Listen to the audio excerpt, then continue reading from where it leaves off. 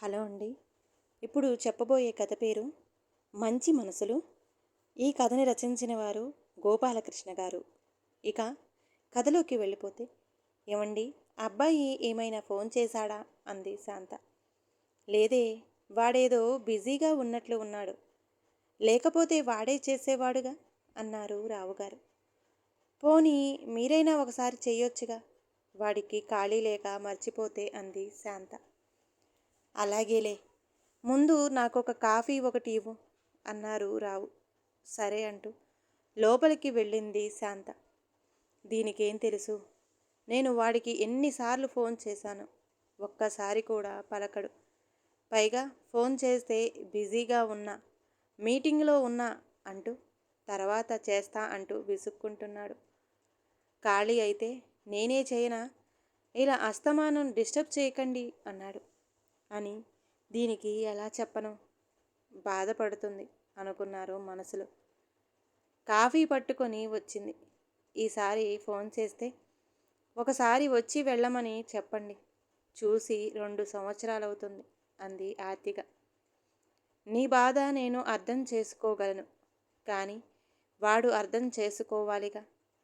ఎంతసేపు బిజీ అంటాడు అనుకుని, సరేలే నేను చెబుతా, ఇవేమీ ఆలోచించుకు. నీ ఆరోగ్యం కూడా అంత బాగోలేదు, మళ్ళీ బెంగ పెట్టుకుంటే అదో సమస్య అన్నారు రావు. వృద్ధాప్యం వచ్చేసింది, పోయే ఆరోగ్యం కానీ వచ్చేది కాదుగా, ఏవో ఉంటూనే ఉంటాయి అంది. అబ్బో, దీనికేం తక్కువ లేదు అనుకొని కాఫీ తాగేసి కప్పు ఇచ్చారు. నిజానికి వాళ్ళ తప్పు ఏమీ ఉండదు. బాగా చదువుకోవాలి, మంచి ఉద్యోగం చెయ్యాలి, బాగా స్థిరపడాలి అనేగా కష్టపడి చదివిస్తాం. బాగా చదువుకున్నాక మరి పట్టణాలలోనేగా ఉద్యోగాలు, మరి అంతంత జీతాలు ఇస్తూ వాళ్ళు ఊరుకుంటారా? దానికి తగ్గ పని చేయించుకుంటారు మరి. అన్నీ మనమే అనుకున్నుంటే ఎలా? పరిస్థితులు అర్థం చేసుకొని అలవాటు చేసుకోవాలి. దీని తాపత్రయం దీనిదే కానీ మరి దీనికి ఎప్పుడు అర్థమవుతుందో మరి అనుకున్నారు స్వగతంగా.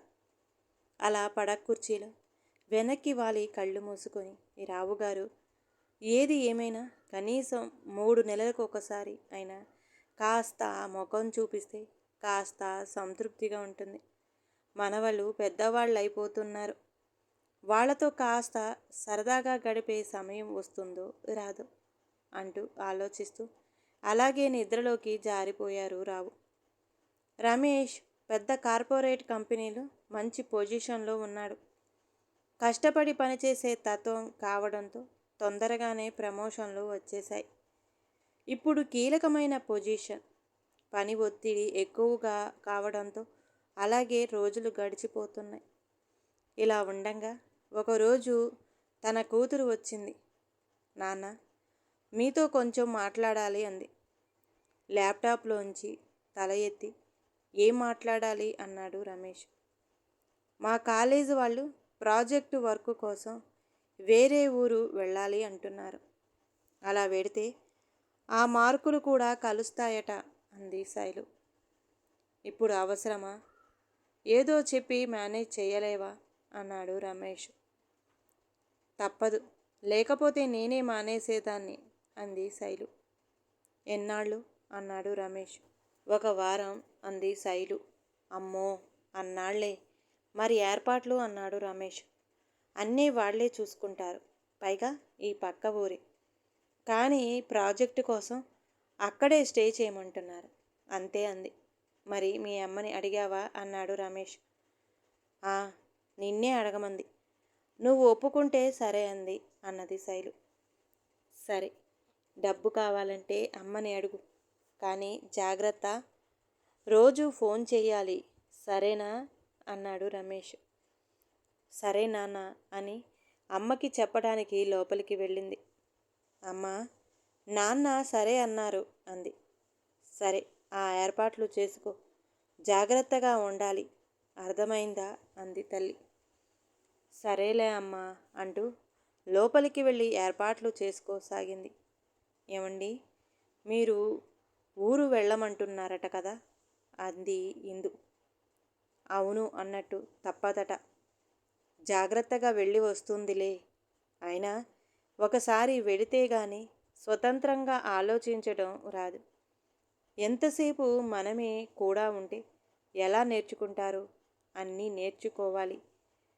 మనం వాళ్ళ కాళ్ళ మీద వాళ్ళు నిలబడటం నేర్పించాలి. ఏమీ పర్వాలేదు, పంపించు. కాకపోతే రోజూ కాస్త వేళకు తింటుందో లేదో కనుక్కో చాలు అన్నాడు రమేష్. ఆ మర్నాడు శైలు క్యాంపుకు వెళ్ళింది. 2 రోజులు బాగానే గడిచాయి. రమేష్కి తర్వాత మొదలయ్యింది కూతురి మీద బెంగ. ఇంతకాలం ఒంటరిగా ఎక్కడికి పంపలేదు. ఇంటికి వస్తే ఏదో వెలితి. ఒక్కొక్క రోజు భారంగా గడుస్తుంది పాపం రమేష్కి. కానీ తప్పదు, అలవాటు చేసుకోవాలి అనుకున్నాడు. మర్నాడు తన స్నేహితుడు విశ్వంతో ఇదే విషయాన్ని పంచుకున్నాడు. అదేమిటి రమేష్, రేపు దానికి పెళ్ళైతే ఎలా? ఆడపిల్ల అన్నాక తప్పదుగా, అత్తవారింటికి పంపించాలి. పైగా ఇప్పుడు ఆడేమిటి మగేమిటి అందరూ ఉద్యోగ కారణంతో తల్లిదండ్రులకు దూరంగానే ఉంటున్నారు. ఎవరిదాకా ఎందుకు, మనం లేము. ఎన్నాళ్ళు అయ్యిందిరా మీ తల్లిదండ్రులు దగ్గరికి వెళ్ళి? గట్టిగా కారులో కొడితే 3 నుంచి 4 గంటల ప్రయాణం. ఆ కాస్త ఖాళీ కూడా చేసుకోలేకపోతున్నాం. మన పిల్లల దాకా వచ్చేసరికి మన తల్లిదండ్రులుగా ఫీల్ అయిపోతున్నాం. మన తల్లిదండ్రులకి మనం కూడా పిల్లలమేగా. వాళ్ళకి కూడా మనలాగే మనలని చూడాలని ఉంటుందిగా. పాపం బెంగతో మనం ఎక్కడ ఇబ్బంది పడతామో అని వాళ్ళ ఫీలింగ్స్ అన్నీ లోపలే అణగదొక్కుని ఏ రోజుకైనా రాకపోతామా అని ఎదురు చూస్తూ ఉంటారు. ఈ మాటలు మనసుకి కఠినం కలిగించే విషయం అయినా ఆలోచించవలసిన విషయం. ఈ స్పీడ్ ప్రపంచంలో పడి మనం ఎంత తప్పు చేస్తున్నామో గ్రహించలేకపోతున్నాం. చదువులు చెప్పించారు, ఇంత జీవితాన్ని ఇచ్చారు. ఆఫ్టర్ ఆల్ వాళ్ళు మన నుంచి ఎక్స్పెక్ట్ చేసేది ఒక ప్రేమపూర్వక పలకరింపు, మనతో కలిసి కొంత సమయం గడిపే అవకాశం. ఎందుకంటే చిన్నప్పటి నుండి మన మీదే అన్నీ పెట్టుకొని పెంచారుగా. అంటే ఇప్పుడు మనం మన పిల్లలని పెంచుతున్నట్లుగా. అదే ప్రేమ కదా ఎక్కడైనా, ఏ తరానికైనా అన్నాడు విశ్వం. రేపు మన పిల్లలు ఇదే చూసి నేర్చుకుంటారు.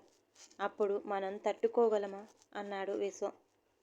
అవును నిజమే, ఆలోచిస్తూ ఉంటే గుర్తుకొస్తుంది నేను ఎంత నిర్లక్ష్యం చేస్తున్నానో. పాపం నాన్న చాలాసార్లు ఫోన్ చేశారు, కానీ ఏదో టెన్షన్స్ వల్ల సరిగ్గా ఆన్సర్ చెయ్యలేకపోయాను. పైగా నేనే ఫోన్ చేస్తానని విసుక్కున్నా. నిజానికి ఆయన ఎంత ఆపేక్షతో చేశారో. పాపం అమ్మ కూడా ఎదురు చూస్తూ ఉంటుంది కదా నా పలకరింపు కోసం. జీతం ఇచ్చేవాడికి జీవితం ఇచ్చేస్తున్నాం, కానీ జీవితం ఇచ్చిన వాళ్ళ కోసం కొంత సమయం కేటాయించలేకపోతున్నాం. పిల్లలు బాగున్నావా, తిన్నావా అని పలకరిస్తే చాలు బోలెడు సంబరపడిపోతారు. అలాంటి పలకరింపు కోసం ఎదురు చూపులు చూసే కర్మ వాళ్ళకి రాకూడదు. వాళ్ళకి ఇక ఇలాంటి పరిస్థితి రాకుండా నేను ఇవాళ నుండి చూసుకుంటా. ఈ పండక్కి మా ఊరికి భార్య పిల్లలతో వెడతా. ఈ 2 రోజులు మా అమ్మ నాన్నలతో హాయిగా గడుపుతా. ఉద్యోగం ఎంత అవసరమో వాళ్ళకి కొంత సమయాన్ని కేటాయించటం మన బాధ్యత అని తెలుసుకున్నానురా. మరి నేను వస్తారా విశ్వం అన్నాడు రమేష్. ఆ మార్పేదో ఈ క్షణం నుండి మొదలుపెట్టరా అన్నాడు విశ్వం. అదెలారా అన్నాడు రమేష్. అది కూడా నేను చెప్పాలా? ఫోన్ కొట్టు మీ నాన్నగారికి అన్నాడు విశ్వం నవ్వుతూ. ఓ నిజమేగా, ఇప్పుడే చేస్తా అంటూ ఫోన్ చేశాడు. ఉత్సాహంగా, చిన్నపాటి ఉద్వేగంగా నాన్న ఏమంటారో అని. రావుగారు ఫోన్ తీశారు. హలో ఎవరు అన్నారు. నాన్న గొంతు వినగానే రమేష్కి గొంతులో ఏదో తీయని బాధ. మాట రావట్లేదు రమేష్కి. కళ్ళల్లో నీళ్లు తిరుగుతున్నాయి. గొంతు గద్గకమైంది. ఎవరు ఫోన్ చేసి మాట్లాడారేమిటి అని మళ్ళీ అడిగి కళ్ళజోడు పెట్టుకొని పేరు చూశారు. అబ్బాయి రమేష్ అని ఉంది. ఆనందంతో ఆయన కళ్ళు మెరిశాయి. ఒసై శాంత, అబ్బాయి ఫోన్ అని అరచి ఫోన్ చేసి మాట్లాడవేరా? అంతా బాగానే ఉందిగా? కోడలు పిల్లలు బాగున్నారా అని ప్రశ్నల వర్షం కురిపించారు. ఇంతలో ఒసేయ్, ఎక్కడున్నావే? అబ్బాయి ఫోన్ అంటూ ఆనందంగా మళ్ళీ అరిచారు. ఆ వినపడిందిలేండి, వస్తున్నా అంది శాంత. నాన్న మాటల్లో ఆనందం వినిపిస్తుంది రమేష్కి. ఈ మధ్య దానికి వినికిడి కొంచెం మందగించిందిరా. వృద్ధాప్యం కదా. డాక్టర్కి చూపిస్తా అంటే నాకేమీ చెవుడు లేదు, కొంచెం వినపడదు అంతే అంటుంది పిచ్చిది అంటూ తన ధోరణిలో ఆనందంగా మాట్లాడేస్తున్నారు రావుగారు. నాన్న అన్నాడు రమేష్ మొత్తానికి గొంతు పెగుల్చుకుని. చెప్పరా నాన్న అన్నారు రావుగారు. నన్ను క్షమించగలరా అన్నాడు రమేష్. అదేమిట్రా, ఏదేదో మాట్లాడుతున్నావు? నిన్ను క్షమించడం ఏమిట్రా? నువ్వు అసలు ఏం తప్పు చేశావని అన్నారు ఆప్యాయంగా. పనులు ఒత్తిడి వలన రాలేకపోయా. కనీసం ఫోన్ కూడా చేయలేదు. మీకు నా మీద కోపం లేదా అని అడిగాడు రమేషు. ఆఫీసు అన్నాక 1,00,000 పనులు ఉంటాయి. అవి అన్నీ చూసుకుని అప్పటికి నీకు బహుశా ఖాళీ లేదేమో, దానికే అంత ఫీల్ అవ్వాలా అన్నారు రావుగారు. అందుకే మీరు తల్లిదండ్రులయ్యారు. క్షమా హృదయం మీది. రేపు నేను బయలుదేరి వస్తున్నా. ఈ పండగ మీ దగ్గరే జరుపుకుంటా. ఈ పండగే కాదు, ఇక ఎప్పుడు అవకాశం దొరికినా మీతోనే గడపటానికి సమయం కేటాయిస్తా. అమ్మకి ఒకసారి ఇవ్వండి అన్నాడు రమేష్. ఇదిగో, అబ్బాయి నీతో మాట్లాడతాడట. ఇదిగో, ఈ చెవిలో పెట్టుకొని మాట్లాడు. ఆ చెవి నీకు సరిగ్గా వినపడదు అన్నారు రావుగారు. నాకు తెలుసులేండి అంటూ, ఏరా అబ్బాయ్, ఎలా ఉన్నావు? వేళకు తింటున్నావా లేదా అని అడిగింది ఆప్యాయంగా. అమ్మవి కదా, కొడుకు ఆకలి పట్టించుకున్నాం. నేనే మొద్దుగాడిని. స్పీడ్ ప్రపంచపు మాయలో పడి మిమ్మల్ని పట్టించుకోలేదు. క్షమించవే అన్నాడు రమేష్. అంత మాట అనకురా అబ్బాయి, నాకు ఏడుపు వచ్చేస్తుంది అంది శాంత. వద్దు తల్లి, ఇప్పుడు నువ్వు ట్యాప్ తిప్పకు, నీకు దండం పెడతాను అన్నాడు రమేష్. చిన్నప్పుడు ఎప్పుడు అలా అనగానే నవ్వేసేది ఆవిడ. పోరా, నువ్వు ఏమీ మారలేదు అంటూ నవ్వేసింది. అన్నట్టు నేను మీ కోడలు మనవలతో రేపు వస్తున్నానే, ఆ విషయం చెబుదామని ఫోన్ చేశా అన్నాడు రమేష్. చాలా సంతోషం రా. జాగ్రత్తగా వచ్చేయి, నీకోసం ఎదురు చూస్తూ ఉంటాం అని పెట్టేసింది ఫోన్. రమేష్ ఆనందంగా ఇంటికి బయలుదేరాడు. ఆ పండగ అందరితో సంతోషంగా గడిపాడు. పిల్లలు తాత బామ్మగారితో సంతోషంగా గడిపారు. శాంత వాళ్ళకి బోలెడు కథలు చెప్పింది. వాళ్ళు ఆమెతోనే పడుకున్నారు ఆ 2 రోజులు. 2 క్షణాల్లా గడిచిపోయాయి. బయలుదేరే సమయం వచ్చింది. నాన్న, ఇక్కడ చాలా బాగుంది. నానమ్మ తాతగారు బోలెడు కబుర్లు కథలు చెప్పారు. ఇలాంటి అనుభూతి ఇంతకుముందు ఎన్నడూ లేదు. మళ్ళీ ఇక్కడికి ఎప్పుడు వస్తాము అంది శైలు. మళ్ళీ నెలలో సెలవులు వస్తాయిగా, అప్పుడు మళ్ళీ వద్దాం అంటూ తల్లిదండ్రుల దగ్గర ఆశీర్వాదం తీసుకున్నారు ఆనందంగా. మీ రాక కోసం ఎదురు చూస్తూ ఉంటాం అంటూ బాయ్ చెప్పారు రావుగారు శాంత. అందరివి మంచి మనసులే, కానీ పరిస్థితులని అధిగమించి మన ప్రేమ వాళ్ళని చేరగలిగితే అంతకన్నా గొప్ప విషయం ఇంకొకటి ఉండదు.